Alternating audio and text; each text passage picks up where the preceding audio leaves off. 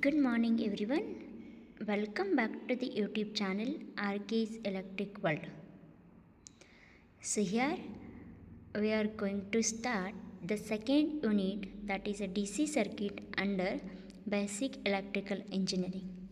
So, first let's discuss which points that we are going to discuss under the DC circuit.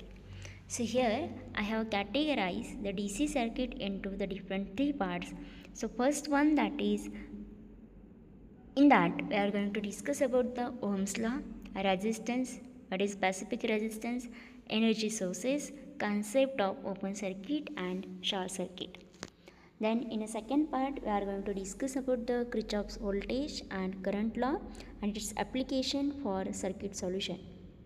Then lastly, we are going to discuss about the simplification of circuit using series, parallel, combination, star delta and delta star conversion. So other than this, if you want to cover any topic related to this, please let me know in the comment. Now, in today's first lecture, we are going to discuss about what is the DC circuit, then what is Ohm's law, how mathematically it expressed and applied to the simple circuit, and what are the limitations to the Ohm's law, that we are going to discuss in this today's lecture. Okay, so let's understand first what is the DC circuit.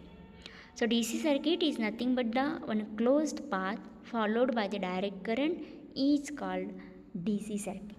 So DC circuit is nothing but simply one closed path which is followed by the direct current. What is direct current? Which is having the same magnitude and no frequency is there.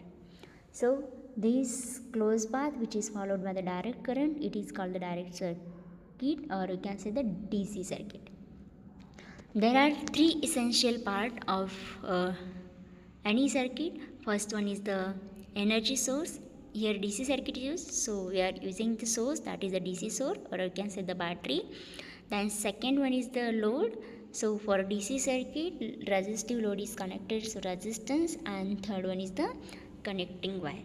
Here simple circuit is shown in the figure, which consists of energy source, that is the DC source having the V voltage, then connecting wires which complete the circuit, and one load is connected, that is the resistive load. So this is nothing but the simple DC circuit.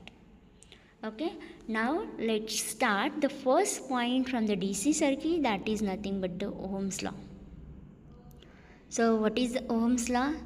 The relationship between the applied voltage, the current I, and load resistance R in a DC circuit was first discovered by German scientist Georg Siemens Ohm. So simply, as we have discussed, in a DC circuit there is a one voltage source, one load is connected, and when voltage is applied, then current is flowing to that particular circuit. So three concept is there, that is voltage, current and resistance.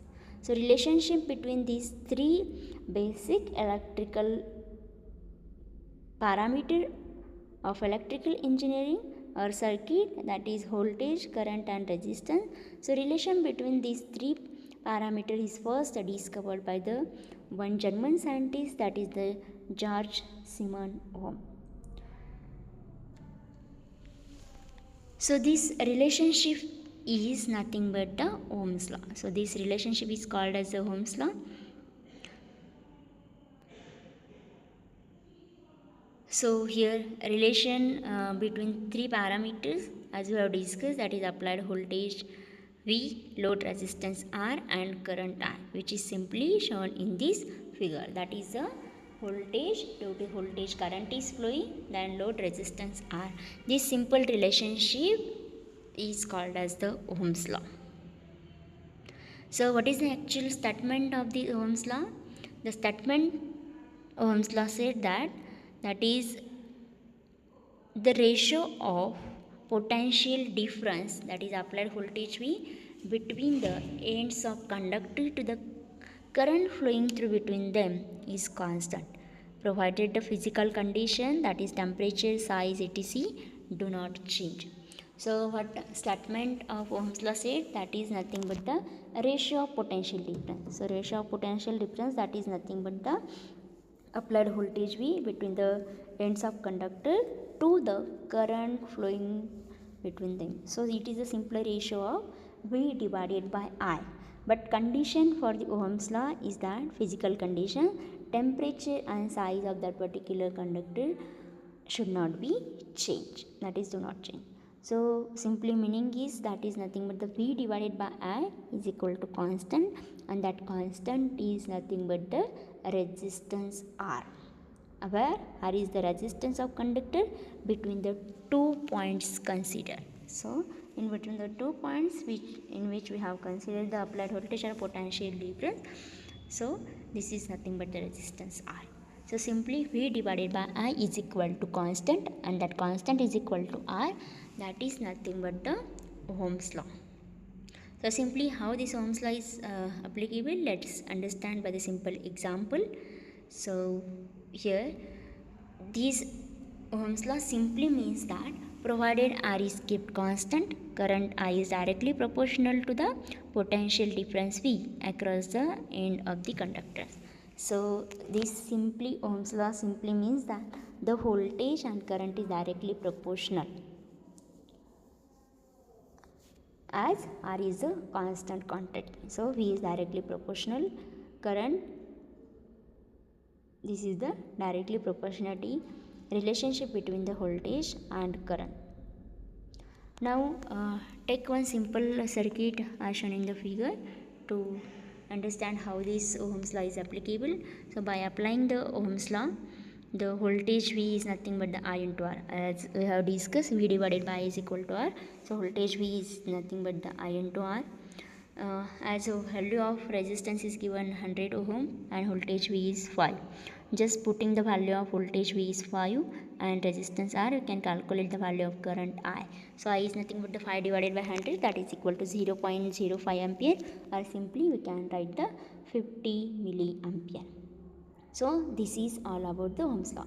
If you are not understanding or not getting any things, please let me know in the comment.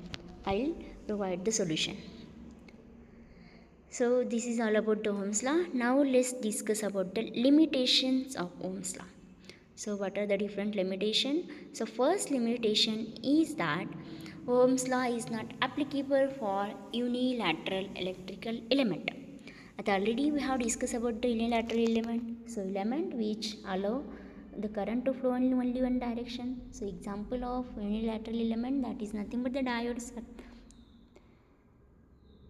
transistor. So element like diodes which is not follow the Ohm's law. So Ohm's law is not applicable for the unilateral element, that is the first limitation. Second limitation of Ohm's law is that it is not applicable for the non-linear element. So what is a non-linear element? So in non-linear element, the current and voltage is not exactly proportional to each other. Means that resistance value of this element changes for different values of voltage and current. So example of non-linear element, that is a transistor. So this Ohm's law is not applicable for this non-linear element also. And last limitation of Ohm's law is that it's also not necessary that all conductors obey Ohm's law. So there are semiconductors such as silicon and germanium which don't obey Ohm's law, and they are known as non-ohmic conductors. So it is not applicable for the all conductors. So non-ohmic conductors like the semiconductor don't obey Ohm's law. So simply there are three limitations of Ohm's law. First one is the Ohm's law is not applicable for the unilateral element. Again, it is also not applicable for the non-linear element. And lastly, the semiconductors like silicon and germanium, which is called as non-ohmic conductors, is also don't obey Ohm's law. So this is all about the introduction to DC circuit, Ohm's law and its limitation. This is all about the today's lecture. Thank you.